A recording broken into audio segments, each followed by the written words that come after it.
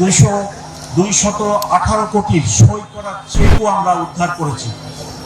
এটি একটি রহস্যজনক হত্যাকাণ্ড এবং এর পিছনে অনেকের জড়িত থাকার কথা।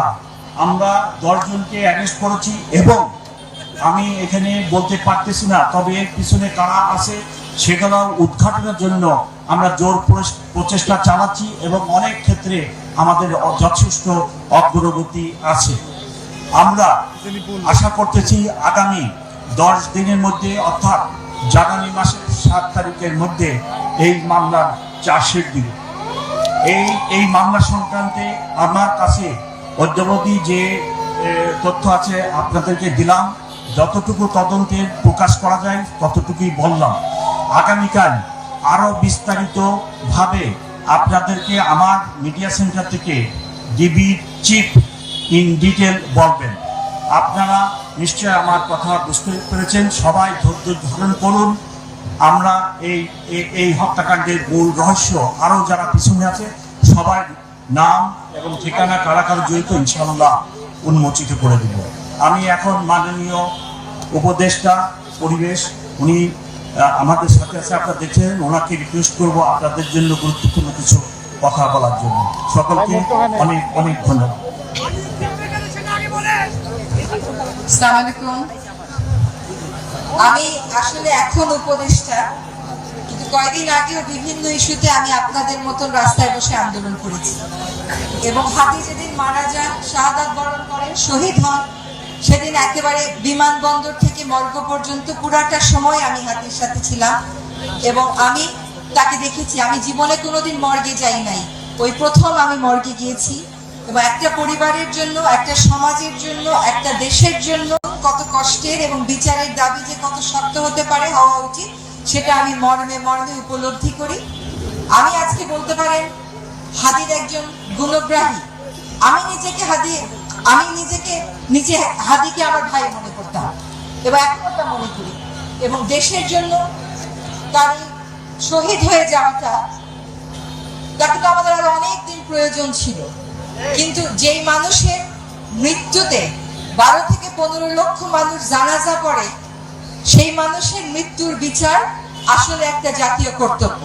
আপনাদেরকে আমি আশ্বস্ত করছি, অন্তর্বর্তী সরকার হয়তো আপনাদের মতন এখানে বসে নেই, কিন্তু অন্তর্বর্তী সরকার আমাদের শহীদ হাদিকে যারা খুন করেছে, সে সমস্ত চিহ্নিত খুনি, এর পিছনে যারা ছিল, সকলকে চিহ্নিত করে বিচারের মুখোমুখি করার জন্য কাজ করে যাচ্ছে।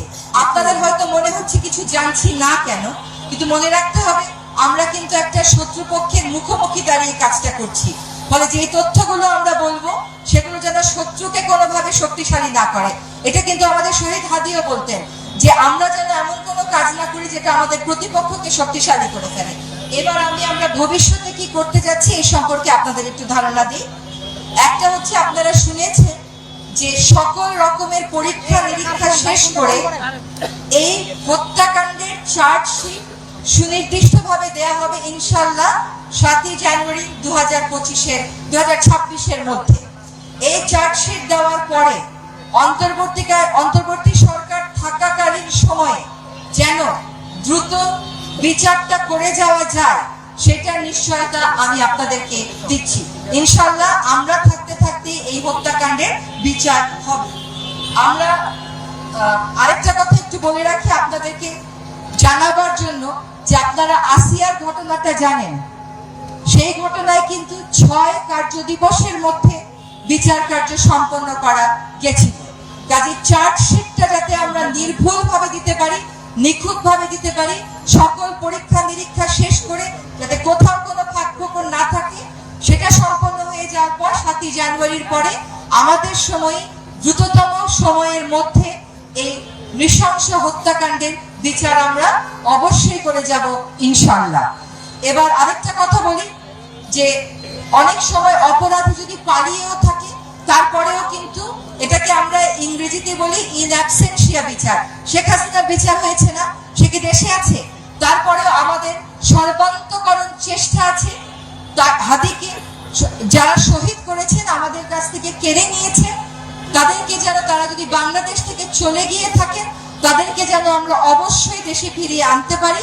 আপনাদেরকে আজকে স্পষ্ট করে বলছি যে এই বার্তা কূটনৈতিক প্রচেষ্টার মাধ্যমে ভারত সরকারকে স্পষ্টভাবে জানিয়ে দেওয়া হয়েছে এবং ভারত সরকার প্রতিশ্রুতি দিয়েছে যে তাকে যদি ভারতে খুঁজে পাওয়া যায় তারা অবশ্যই তারা বাংলাদেশকে সহায়তা করবেন এই বিষয়ে। এই মুহূর্তে কূটনৈতিক প্রচেষ্টার এই বিষয়ে আমি আর কথা বলছি না। আপনাদেরকে বুঝতে হবে যে এটা তদন্তের কারণেই আমরা আসলে এই কথাগুলো বলতে পারছি না। আগামীকাল সকাল 11:15টায় ডিবি পুলিশ একটি সংবাদ সম্মেলন আয়োজন করেছে। সেই সংবাদ সম্মেলনে আরো বিস্তারিত বলা হবে। আমি কেন আরো বিস্তারিত বলছি না, কারণ কিছু কিছু জিনিস এখনো ভেরিফিকেশন বা সত্য যাচাইয়ের পর্যায়ে রয়েছে। আমরা একেবারে কোনো রকমের ভুল ভ্রান্তি রাখতে চাই না। আগামীকাল সকাল 11:15টায় ডিবি পুলিশ যে সংবাদ সম্মেলন করবে সেই সংবাদ সম্মেলনে আপনারা আরো বিস্তারিত জানতে পারবেন। আমি আমার বক্তব্য এখানেই শেষ করছি। আপনাদের সকলের সাথে আমাদের আত্মার অবশ্যই মিল আছে, আমাদের চাওয়ার অবশ্যই মিল আছে। আমরা শহীদ হাদির পরিবারের সাথেও যোগাযোগ রাখছি। আমরা অবশ্যই এই বাংলাদেশের মাটিতে দ্রুততম সময়ের মধ্যে অন্তর্বর্তী সরকার থাকাকালীন সময়ের মধ্যে আমাদের হাদিকে যারা মেরে ফেললো তাদের বিচার সম্পন্ন করে যাবে। সবাইকে ধন্যবাদ। সবাই চুপ, একদম চুপ। তারা যাবে, এরপরে আমরা কথা বলবো, ঠিক কিনা? আপাতত সবাই চুপ।